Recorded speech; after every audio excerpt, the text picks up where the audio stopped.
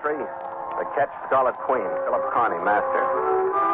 Position 120 degrees, 29 minutes east, 14 degrees north. Wind light, sky overcast. Remarks, departed port of Manila, 9 a.m. after canceling shore leave for crew. Reason for unscheduled departure, the Barefoot Nymph in the Mother Hubbard jacket.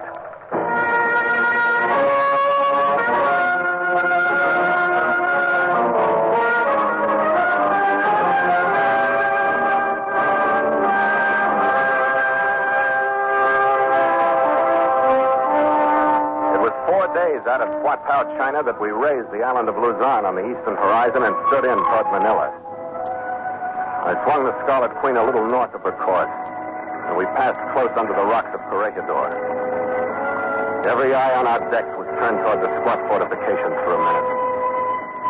By this time, they were covered with jungle growth again and were loudly silent, in the manner of monuments that hold the stories of men who made them monuments. Beyond the island, we could see the steaming mass of Bataan, and we swung back into Manila Bay.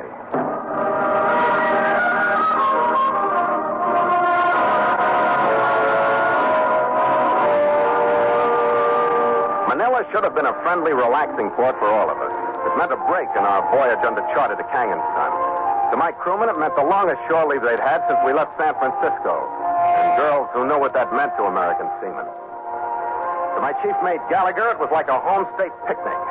The harbor was jammed with freighters and tankers from the States. That meant that the Balanga Street bars were jammed with their crews. And that meant that Gallagher was jammed in with them, running into old friends and making new ones. Manila should have been a holiday. And it was for 3 days and 2 nights. At 10 o'clock the third night, I was in the cabin alone, thumbing through the latest hydrographic bulletin I'd been able to find in town, when I heard somebody running down the dock toward the Queen.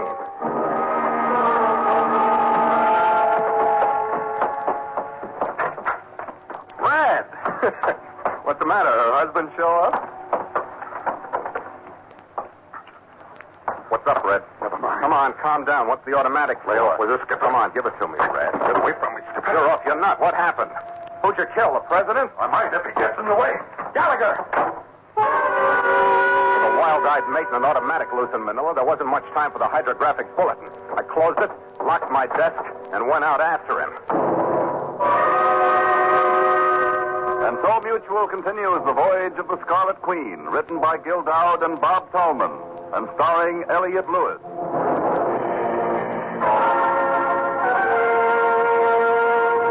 The Scarlet Queen, proudest ship to plow the seas, bound for uncharted adventure. Every week a complete entry in the log, and every week a league further in the strange Voyage of the Scarlet Queen.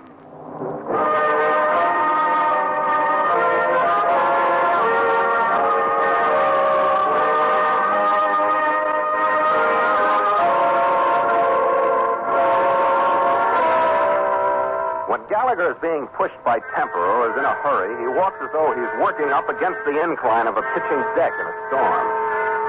His body bends forward from a point almost as low as his feet. His shoulders pull up protectively on each side of his head, and his arms barely swing in short arcs. I followed him up to Butane Street, across the railroad tracks, through the park on Ambil and Dewey Boulevard, and to the left on Balanga. We passed 3 bars, and I could hear the 4th from a half a block away. The dimly lighted sign that hung outside said Victory Cabaret. But judging from the din of battle that poured out at us as we approached, somebody had been a little premature in naming it.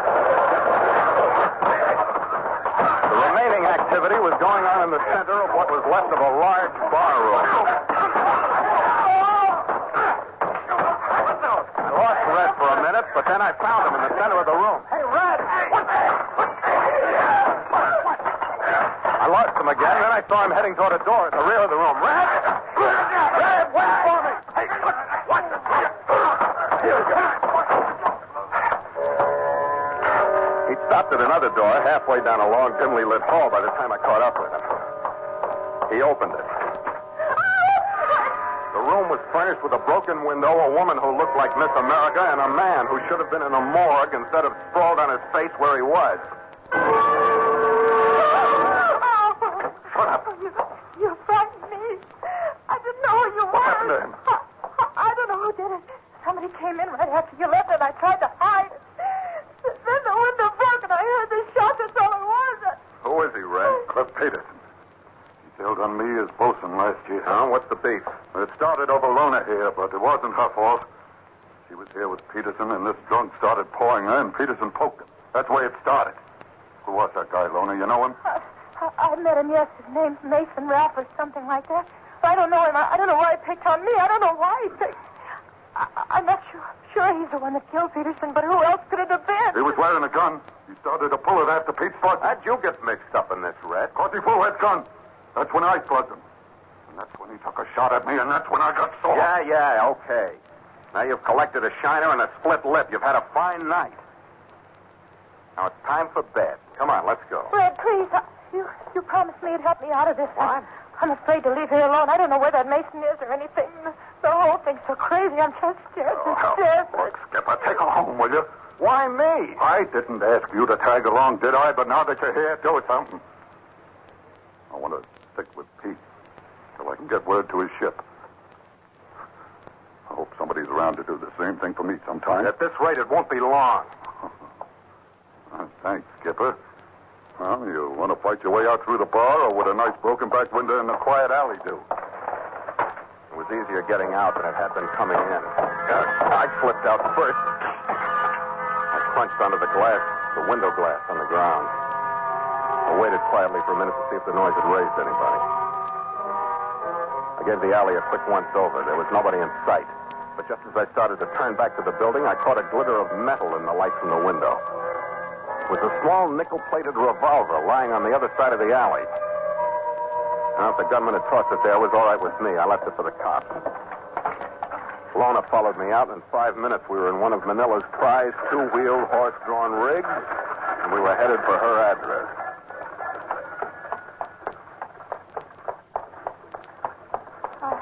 I wonder what's going to happen.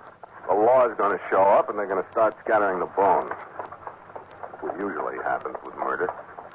I'm so scared I don't know what to do. Oh, come on. Calm down. You're a beautiful dame, and a couple of guys started fighting over you. In fact, the whole joint finally was. You're just living in the wrong century, that's all. Women thrived on that kind of stuff a few hundred years ago. I suppose the police will get my name, won't they?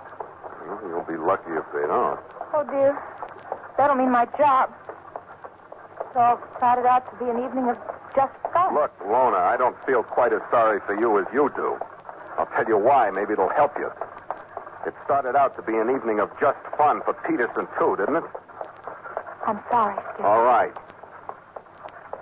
Now, is there something else you'd like to talk about?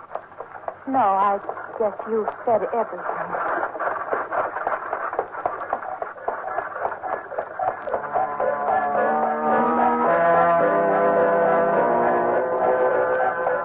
The rest of the trip was not comfortable, but it was silent. We swept across the Passaic River and turned down a wide thoroughfare that led in the general direction of the exclusive residential district under Tagatay Bridge. The direction surprised me only a little, but her address when we finally reached it was as far removed as Manhattan's Beekman Place from the Victory Cabaret. In class, if not in miles. It was a graceful mansion set behind a well-tended lawn that was made precisely irregular by a few neat garden plots made primly informal by a number of mango and papaya trees that threw cautious shadows in the faint moonlight.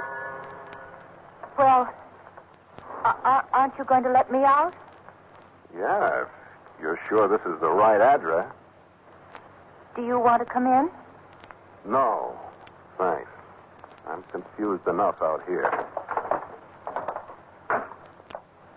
You're a refreshing guy, Skipper. The helpless dame, and there are no passes or anything. Nothing but a brotherly remark about my being beautiful. Yeah. I'm always shy with women I take away from dead men. Oh. You kicked me all the way up from Belanga Street. I guess you just had to kick me into the house, didn't you? Good night, Skipper. Thanks. Good night, Lona. Hey, Cachero. Back to the Victory Cabaret, Belanga Street.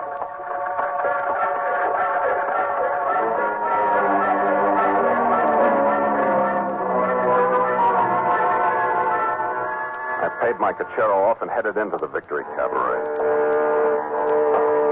The only person in sight was a hefty, barrel-waisted bartender who was pushing a broom at the litter on the floor. Keep your pay in your pocket, mate. I ain't open for business. Yeah, so I see. What happened? What happened? Well, I'll tell you. There was no more than a friendly little scuffle. Yeah, looks it. A few of the hands from a few of the ships come to the shore for a good time. The cops get here? And it cost me a few $1,000s. And somebody's got to keep up the morale in the Merchant Marine. A nice bunch of boys. The cops. Couldn't they help you? That's a good question. Anybody killed? So I hear. One outright and a half a dozen they wasn't quite sure of. You missing any friends? Yeah, one. Big red-headed guy wearing a jumper with the sleeves rolled up, tattooing on his arms. With a name like Gallagher. He's a friend of yours, you say? Yeah, why? You better be careful who you admit it to. They got a book for murder. They're nuts. Oh, I don't know. A fellow was shot in one of my rooms back there. When they sneaked up on this Gallagher, he was outside the window with a gun that done the shooting still in his hand. They're nuts. I saw that gun lying out there in the alley myself. I can prove Gallagher didn't kill him. Huh. For that story, you better find another port. While we're on the subject of moving, get out of here, will you? I lost enough friends in the force tonight.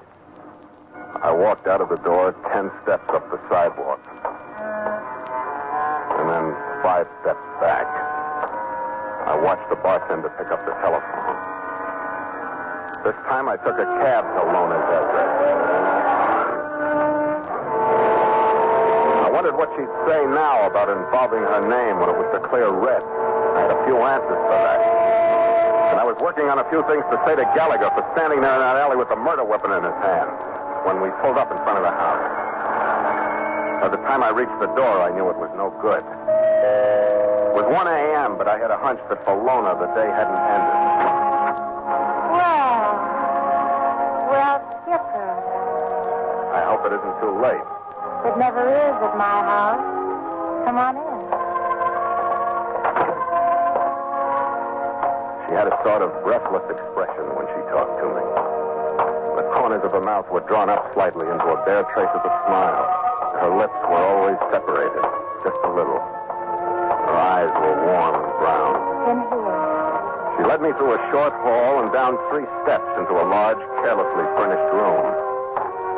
She was dressed in a hostess gown of some light, clinging material. I'm sure. Her hair went with her eyes, and it hung just short of shoulder length. And her feet were bare. We crossed the room, went into a den. It had a tile floor, low, wide bamboo furniture, wide screened windows that looked out onto a side garden. This is my favorite room. Do you like it? Yeah, great. I don't think you really like rooms. Some men don't. Sit down. No, not there. You see my abstractions. I paint a little. Over here on the shelf. Here. You been drinking, or shall I mix one for you? I haven't been drinking, and I'd like one. All right. How'd you know I'd be back? Because I asked you. I didn't hear you. I didn't ask you with words. I asked you with me. Oh. You're an amazing little creature. Why are you looking at me like that? Huh? You've changed so many times tonight that I can't stay abreast of it. I change all the time, so I won't become monotonous. That's the only way I can stand myself. Which one of me do you like the best? This one. Barefooted. With your hair down. I was brushing my hair when you rang the bell. I don't think many women do, but I love my hair. So soft. Feel it. Where do you come from? Every place. Do that with my hair some more. What's your other name besides Skipper, I mean? Phil. What's the matter? Nothing. Nothing, darling. Glass just rolled up and broke.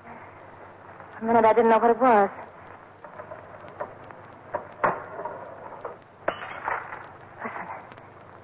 Listen. That sound will be there tonight, even when I'm old. Your nice tanned face and your blue eyes and your strong hands. You think I'm beautiful, don't you? I think you're beautiful. Good to be with someone who thinks you're beautiful. Tell me. I'm beautiful. Yes, I know. Darling. Phil, I'm so happy. It's so good to be beautiful with you.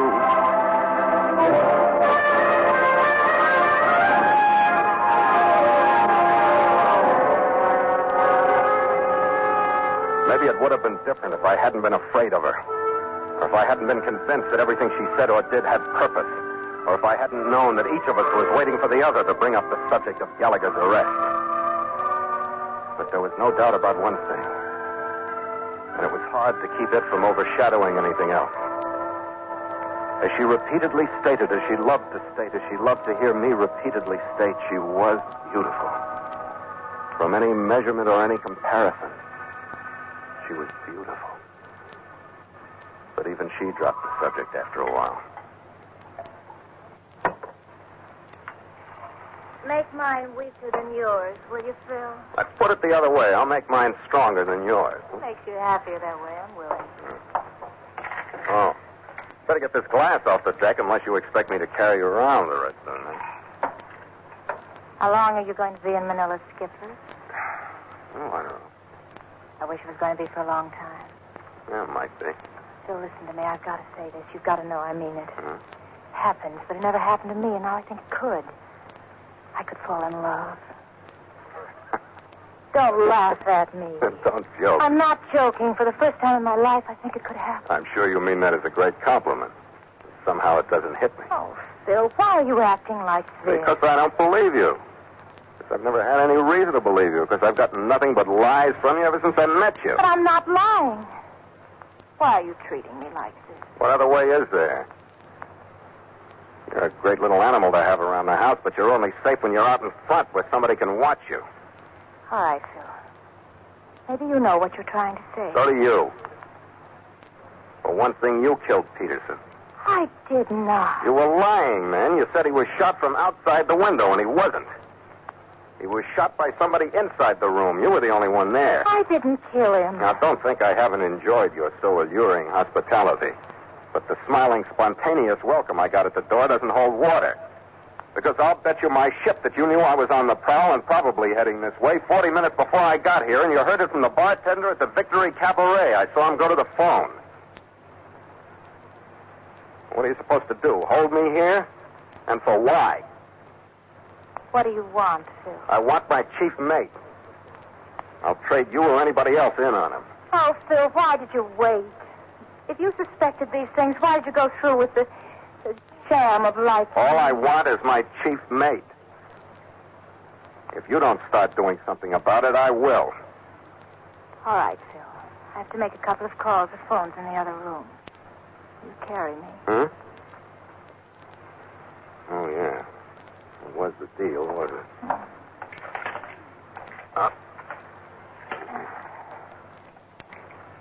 I wonder why it had to be this way, Phil. I don't know. I don't know what your game is, and I don't care, but you were in it before I went. Phil, Red was only a coincidence. Really, he was. He just happened to know Cliff Peterson and sit down with us. And then the stupid redhead, he had to go out the window and find that gun and be standing there when the police showed up. So then Delkey had the brainstorm and twisted Who's the Delkey, story. the bartender? Yes, he told the cops that Gallagher instead of Mason had made the pass at me. That started the whole thing. And he went after Peterson. Yeah. All right, here's your phone. Do you believe me, Phil? How in the devil should I know when to believe you and when not to? I told you I don't care. All I want is my chief mate. When I get him, I'll believe anything. Gallagher was just supposed to stall things until Mason could get back to the States. He was leaving in the morning. I was supposed to hold you until his ship... All right, fine. Let him find somebody else for a stall. Who are you going to start with, the chief of police? Afraid the police think even less of me than you do. We have to settle this between Ralph Mason and Delkey and myself. You're going to bring him out here? Where else? Looks like I'm going to be outnumbered, doesn't it?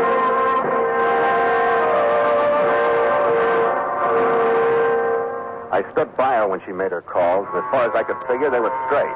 Just strong invitations to get to the house as quickly as possible. Then she made a typical exit into another part of the house, and I went back to the den. I thought the least I could do was to get rid of the jagged edges of our brief and hypocritical romance, so I got a bar towel and pushed the broken glass under the couch. When she came in, she'd gone through another complete change. She was dressed like her front lawn, primly, informal, in beige slacks topped by an over-modest jacket buttoned high around her throat and hanging loosely like a Mother Hubbard to her waist. It shouldn't be long, Phil.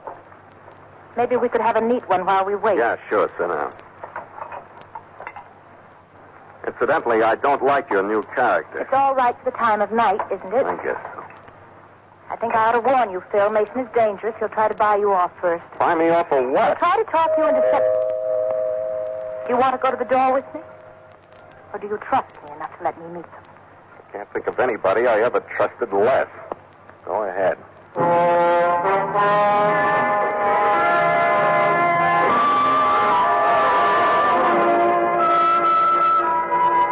Captain Carney, this is Ralph Mason, and I believe you said that you'd met Mr. Delphi. Yeah. What's on your mind, Connie? My chief mate. I want him out of jail. I got enough on that mess in the Victory Cabaret to tell a pretty good story. It's a pretty good story the way it stands. Cops like it. They won't by the time I get through with it. Just one thing. The glass from that window that was supposed to have been broken from the outside. None of it's inside the room where it should be. You think that's enough? Since they arrested Gallagher standing on the outside looking in, it might be. Even Manila cops should change their mind on that one. That story could wait, couldn't it? Not the way I see it, no. Use your head, mate. Don't be rude. What's your price, Connie, to leave your mate in a jug until we're clear of this? With the truth, you can get him out anytime. It's pretty high. I'm leaving tomorrow. I'll start with $15,000. I don't think you can go high enough, Mason. You might as well quit. All I need is a patsy, and I don't care who it is. May I say something, Ralph? I don't quite see why we have to bargain with Captain Carney. You didn't hesitate about Peterson after his double-cross, Ralph. Now Captain Carney is in the way. When you hate real good, don't you? It's business, Captain. I used such bad judgment when I offered to let you join our little organization. You what? What are you talking about? Captain Carney has a ship that would fit into our inter-island work. So afraid I made a mistake. I explained the type of contraband that was coming in from the States, the prices we were getting for it, and how there were opportunities for a man like him. I'm so sorry. He led me to believe that he was interested. You're a sucker for men, Lorna. You found Peterson, too. That cost us $30,000 worth of stateside liquor and 3 months to get it over here. Peterson sold it on his own. Not quite on his own, Ralph. He didn't have any contacts here. Who was in with him? Well, I was his very best friend in Manila. Why, you dirty... Mason shoved his chair out of the way behind him as he got up and started reaching inside his coat for a shoulder holster. That's when the Mother Hubbard jacket lifted a little on the right side and Lona's manicured hand pulled a belly gun from the waistband of her slack. Spoke twice, quickly and effectively, and Mason stiffened, and his right hand stopped an inch away from his gun butt, and he toppled slowly backward across his overturned chair. Delphi, don't ask one question. I have this all worked out. But, Lona... You can solve the murder in your cabaret. You take Mason down to the police. Tell them the story of how the glass is on the wrong side of the window. You tell them you captured Mason single-handed, and you'll gain a whole lot of new customers. Well, they believe me, Lona. It's the truth, isn't it? And here's the gun you captured him with to prove it. Now get him out of here. Good heavens. Look at that floor.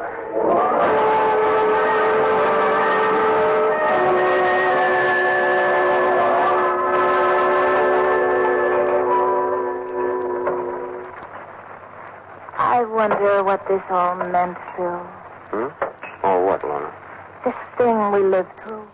It's been important, hasn't it? Yeah, slightly. 2 guys didn't make it. Oh, that isn't what I mean. We did move everything and make this little room the center of the world, didn't we? I wish I knew what you meant. You wonder if I'm still in love with you, don't you? Candidly, by this time, I don't know what I wonder. I could be, Phil. I'm afraid it's impractical. You'll just hold me. Just once more. Tell me once more. Beautiful, Lona. And I'll always remember the glasses, Phil. It's getting late. You'll have to go. Well, couldn't we have one more drink? Oh, no, I wouldn't dare. Got to put my hair in braids and straighten the house up. My husband is coming home Your in the husband? morning. He worries so about me. I have to have everything just Your husband? so. Where is he? Oh, he has gold mines in Mindoro. He's much older than I am. But he's rich. He allows me to stay here in Manila with my hobbies. Goodbye, Captain Carney.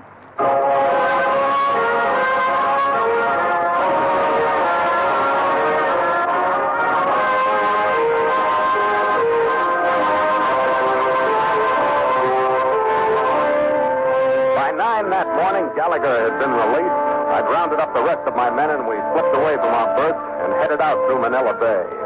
We picked up a moist, hot wind at the mouth. Stand by to make sail!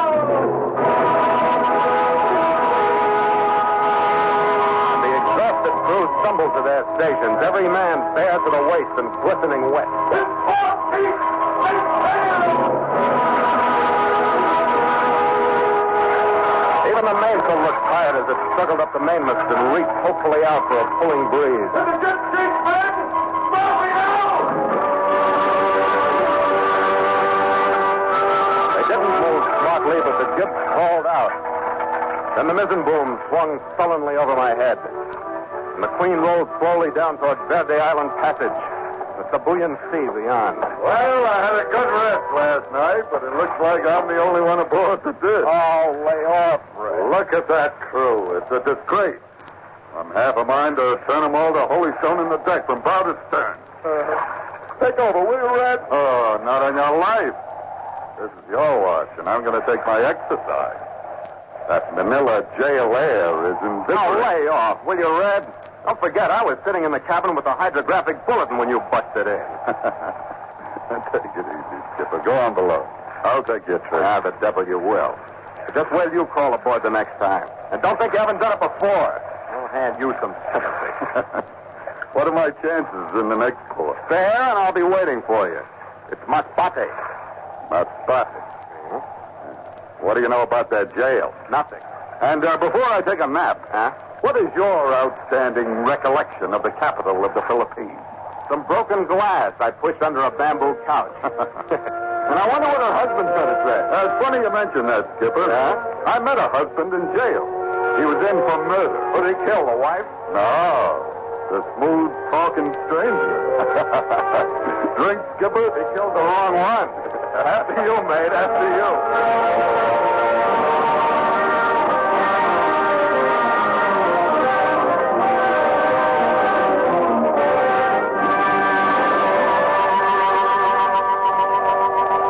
Entry, the Ketch Scarlet Queen, 5:30 p.m. Miles traveled from San Francisco, 9,450. Wind light, sky overcast. Sea leaden. Carrying full sail. Ship secure for night. Signed, Philip Carney, Master.